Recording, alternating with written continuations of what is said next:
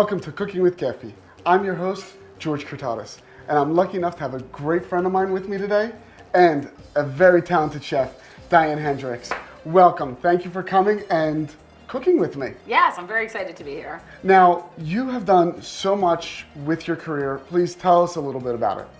Well, I'm a registered dietitian, a personal chef, and a caterer. And I am the host of Chef Inspired Healthy on the Daily Meal Video Network, which is really awesome. Which is huge. Yeah. I mean, millions of hits over and over again. The best chefs in America coming on. It's really fun. And you're coming on to join me definitely, too. Definitely.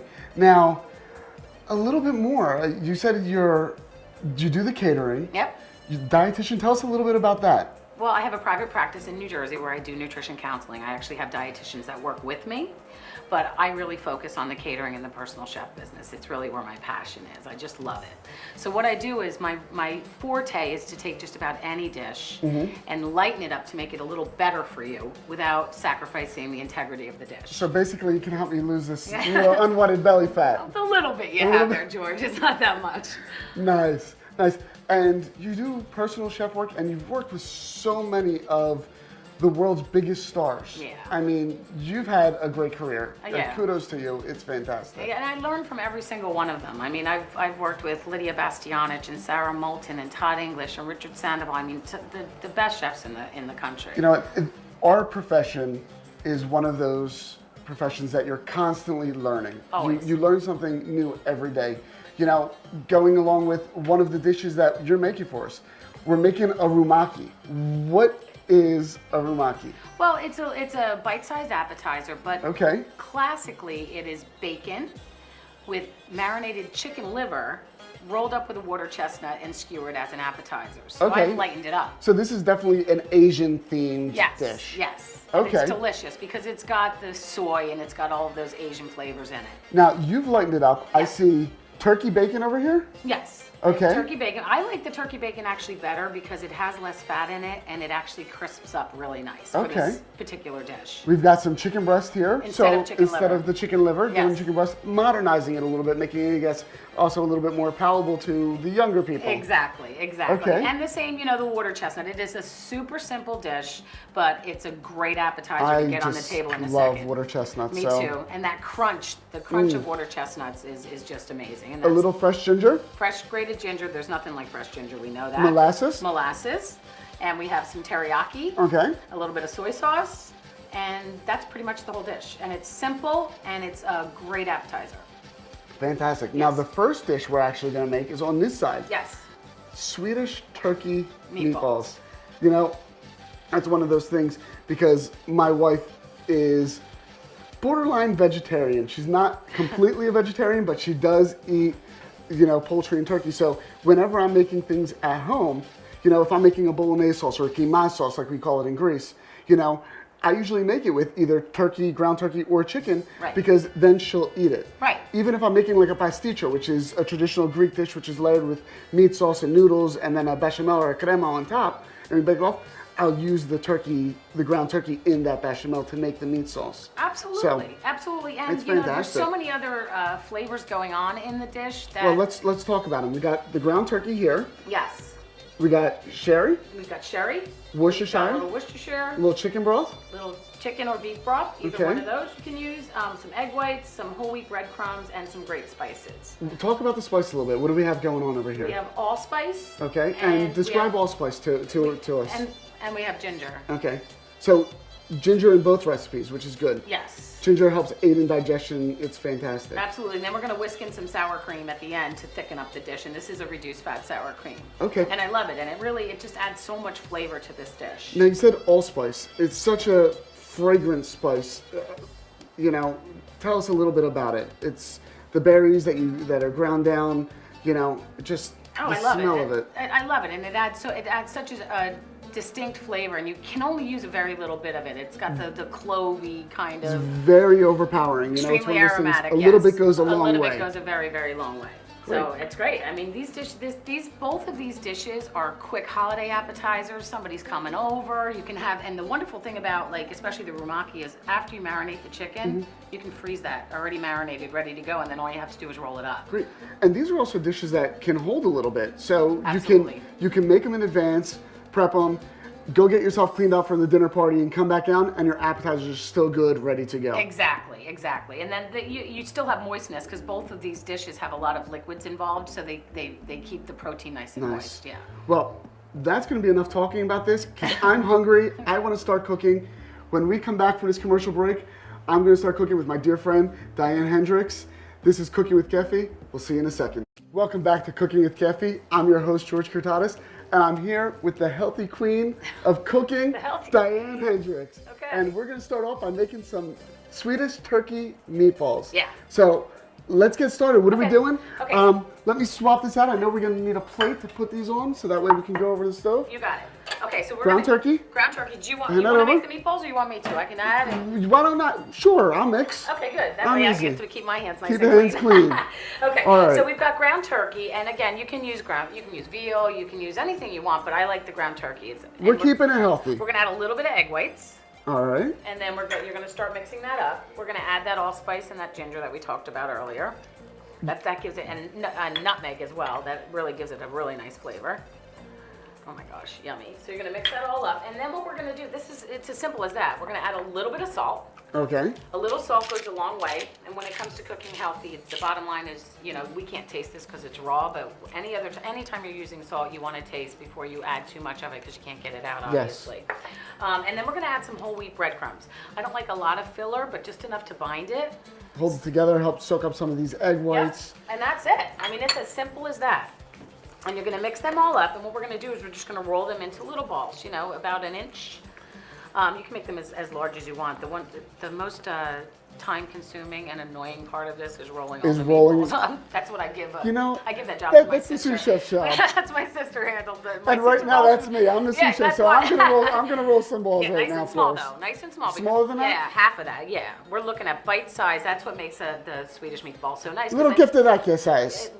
And that's a Greek meatball, I guess. That's a Greek meatball. Okay. So you're gonna roll that up, and then what we're gonna do is we're gonna sear them off. We're gonna bake that. We're gonna cook them on top of the stove, and then we're gonna make this wonderful sauce that's gonna all kind of bring it together. And then you just stick a little toothpick in it and serve it to your guests. They're very, very simple, but it is a great take on a classic meatball. There's no tomato sauce. It's just a whole different flavor. When I'm making, like I said earlier, gift of that, which are little meatballs, I have a little ice cream scooper. Love it. And I just pop them in so that way they're all the same size. Yes. And it goes so much quicker. So that's a great tip for when you're at home. Yeah. They sell ice cream scoopers in all different sizes, Yep. whether it's ½ ounce, 1 ounce, 3/4 ounce. Invest in them because it will make life so much easier. Because as you can see, some of my balls are big, some of my balls are small. Say that again. But it all works out well. Okay. So this is perfect. So I mean, it's really wonderful, and you can also, if you make a big bunch of this and you've already made enough meatballs that you want, you can freeze what's left here. It freezes great. Put it in a freezer bag, and then you can pull it out the next time you have company over, and it's all ready to go. So I've got dinner for the kids ready a couple days in advance. Yeah, well, actually, both of these dishes are extremely kid-friendly. My kids love both of these. I mean, Great. they're like clean your plate. Well, dishes. why don't we take this over to the stove and start cooking? Sounds great. And then we'll come back and make the sauce. So why don't we sounds take great. it over to the stove? You got it. I'll grab a spoon for us. Okay. And we're good to go. And let's get this guy started. Okay. Last one here. Beautiful. And we've got some olive oil there for you. Yep, perfect. You want the thing with using olive oil in a pan is obviously you want to heat it up because as it heats up, the more liquid it gets. Yes. And most people pour too much in it initially, so you want to wait for it to get nice and liquid. And plus, you have a nonstick A pan. little bit at a time. Yeah. A little bit goes a long way. Right. So it's we have to wait a second while this gets a little bit more liquid, but you also have a nonstick pan. So what we're going to do is we're going to get this nice and hot, and then we're going to just drop these guys in. Now, sometimes you don't necessarily need the nonstick pan if you don't have one. You can still make this dish. You just Absolutely. might need a little bit more oil just to make sure that they don't stick. Exactly. The key is do to that. make them not stick because they can break apart if they stick together. So Now, while you're putting them in, I saw you just recently on the Today Show. Great job. yes, thank you. You're all over the place. You're just on any morning show or any news show I turn Yeah. on the channel. there she is these days. Yeah, I'm a guest chef on a lot of the morning television shows. I go in and do like some healthy dishes, you know, and just talk about how to cook healthy and how to, you know, the key is to really not think that healthy eating isn't going to taste good. And that's really what the whole point of my passion and my forte is. Great. Yeah. Well, this is in. This is in. What do you say we make? You need this? Yeah. Oh, it takes So a what quick you're going to do second. is you're just going to kind of flip them around once just to get them going. And then we can kind of like toss them around in the pan. First, you want to get a little bit of a sear on each side so that they roll around in the pan correctly. You know what I mean, George? So we're going to flip these over, and then we can start we don't need the spoon any longer. Then we can just use the pan. Fantastic. Okay, so let's go make the sauce. And this smells so good. Come on over. Now, I know we need a pot, and what else are we going to need? Okay, first thing we're going to do is we're going to take a little bit of cornstarch and a little bit of this chicken broth. So if you ever hear the term slurry, this is exactly what it is. It's just took the taking words right out of my taking cornstarch and some kind of liquid. Yes. You know, whether it's chicken broth, whether it's water, it could even be orange juice, depending on what dish you're making. And this is going to act as the natural thickener. Yes. This is what's going to thicken up the sauce and really make it come together. Yes, this and the sour cream is going to make it nice and yummy and thick. Okay, so Great. we have this on this side. That's So on the side. Yep, what we're going to do is we're going to use some chicken broth or beef broth. Okay. And we're just going to put that with a little bit of Worcestershire, and that's really going to give the flavor. I love Nice. Worcestershire sauce. Yes. Now, And- Worcestershire is one of those ingredients a lot of people don't realize, especially when they have allergies. It is made from anchovies, one of the main ingredients. So if you have a seafood allergy, you know, be careful with that because people don't realize it and they're like, oh, I got a splitting headache. I didn't know why. It's because of the Worcestershire. Yep. So That's you put it. the Worcestershire, you That's got the it. sherry inside. That's it. And We're what- good. And what we're going to do is we're going to heat this up. Bring We're it gonna to this over, we're gonna take this to with a us, simmer. Yep. And then we're gonna put the slurry in. And then we're going to remove it from the heat and add the sour cream. So let's go over there so I can shake those meatballs up, and then we'll get the. Sounds good. I'll bring this over. Let's rock and roll. All right, so let's get these guys going up. Sounds here. good. You're flipping them around so that way they don't get too cooked on the one side. Let me put these in the This one's back. covered. And you can put that on the Sounds front. good. Okay, so let's Lower that, and I'll put this one on for you. Got it. Medium-high heat. medium high is perfect. Medium-high Get heat? them cooked through. Good. Okay, And so- then we need to get this to a boil or a simmer Yep. first. Before we add the slurry. Nice. You got that. So we're just going to wait for this to get nice and kicked up. And while that's cooking, you know, when you're making that slurry, make sure the liquid that you're putting in is cold. Otherwise, it's going to get lumpy and it's going to start thickening. We've got the cold chicken broth with the cornstarch. We mix it together, and then we're going to introduce it to the hot liquid that's going to really make it thicken. And the one thing when it comes to making a slurry is, I find that people may do wrong is they use water. I always try to use whatever liquid is in the dish. liquid is in the dish already. So I think using water, if there's no other liquid in the dish, you know, I think you really want to use whatever's already there because water can dilute some of the flavors that Yes. So let's just get these guys. We're doing a These nice are some little big flip. meatballs, George. We're Greek. We like to eat a lot of food here, you know? So when you're making them, you can make them a little bit smaller. You can make them any size. I mean, if you want you know, what's really cool is when I have leftover meat from this, I make a meat loaf, and I call it a Swedish turkey meatloaf. Nice. And you use the same sauce, and it's great for the And then you family. just bake it off, You just slice shape it like a out, loaf. Yeah, and you're that- good to go. That's one of the great things about using ground meat. You can, you know, make small meatballs, large meatball, loaves. There's all different ways to do it, and that makes Great. a really nice sandwich. My oldest son loves it. He's 17. Fantastic. All kinds of tips to get our kids eating healthy too. Absolutely. So, So let's these crank are this cooking. guy up. This is getting ready to boil. You know, now it's just the waiting game. Okay, yep. And what we're gonna do is then we're gonna add this and watch it thicken up. So I can actually put this in now.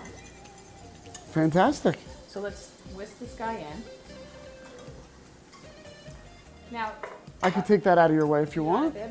Okay, now this is just going to start thickening up, and that's what we're waiting for. We're just waiting for this sauce to begin to thicken, and that cornstarch is gonna thicken it up. You can see it already. My whisk is getting heavy. Yeah? You know, so once this starts to thicken, don't forget we're also going to be adding sour cream to it. So that's gonna give it an extra thickness. Great.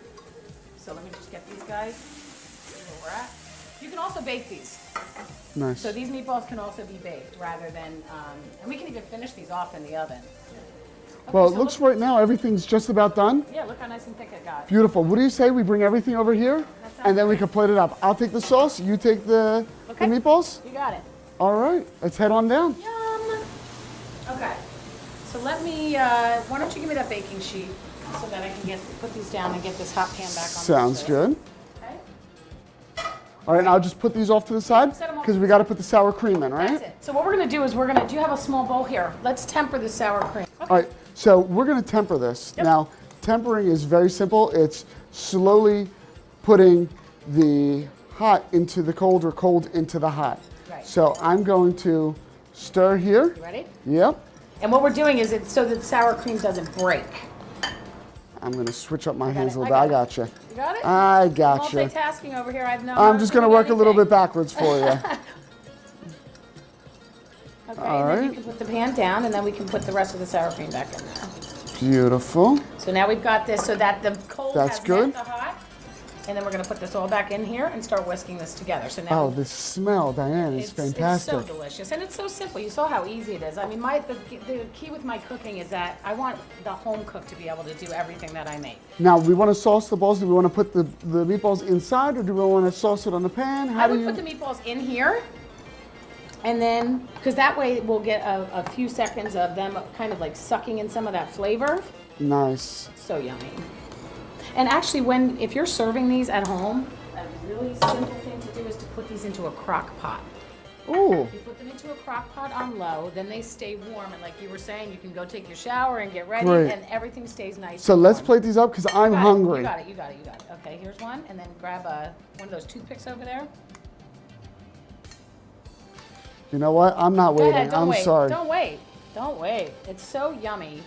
This is Cooking with Kefi. I'm going to try these Swedish meatballs. You can see them all finished up when we come back from commercial. See you in a minute.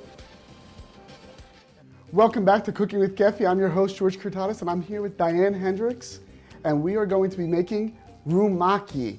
Love it. So we're going to start, we have to marinate the chicken. That's where the chicken's going to get all the flavor from. Absolutely. So we're going to start with A molasses. little bit of molasses. You can grab the Okay. teriyaki there. We got some teriyaki. Yep.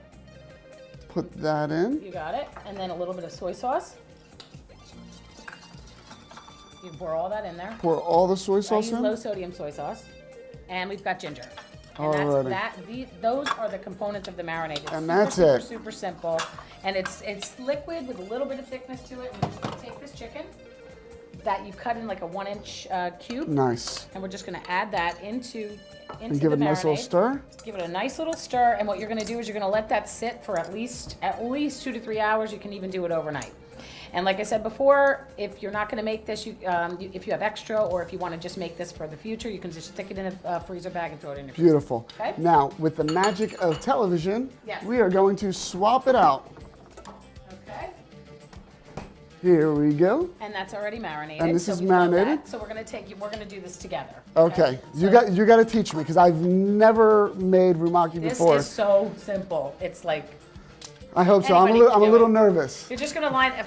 You're just gonna line it up on a baking sheet. Okay. You're gonna line up the strips of turkey bacon. This was a whole thing of turkey bacon that has been cut in half crosswise. Beautiful. Okay, and then we're gonna take one water chestnut, put it on each. Simple as that. Take Okay. Put one it in the middle, the end, towards the end. towards the end, No, towards the middle. I'm sorry. towards the middle. Okay. Okay, so we're gonna take this chicken that's already been marinated. You're gonna set it right on top of that water chestnut. And then you said roll, so I'm just Start rolling. over. And then put seam side down. Okay. Now, a lot of people put the toothpicks in while they're baking. I don't put them in the toothpick in it because they get burnt. But if you put them seam side down and put them close enough to each other, so you want to kind of back them up this way to Okay. each other so that they stay close. That way you can. How am I doing? Am I doing a good job? It's perfect. Am I hired? You're hired, and that's it. All It's right. just like that, and you can fill this whole thing up with rumaki. I'll take that too.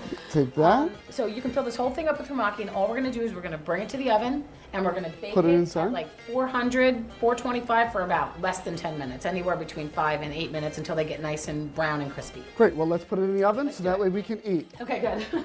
All right, so just pop it right in, let them cook up, and we'll come back to them, and that's all there is to that. I mean, Fantastic. how simple is that? That's fantastic. But So the simple flavor and easy. is outstanding, and that is a super kid-friendly dish too. Great. Yeah, it's a showstopper at your party. Now we're just gonna wait a minute. Now, Diane, the kitchen's smelling great, so I'm thinking the rumaki's done. It is. Why don't you go grab that? I'm gonna clean up so we can plate and eat. Oh my goodness, look at that. Look at that. These are so delicious. Oh, they look beautiful. So yummy.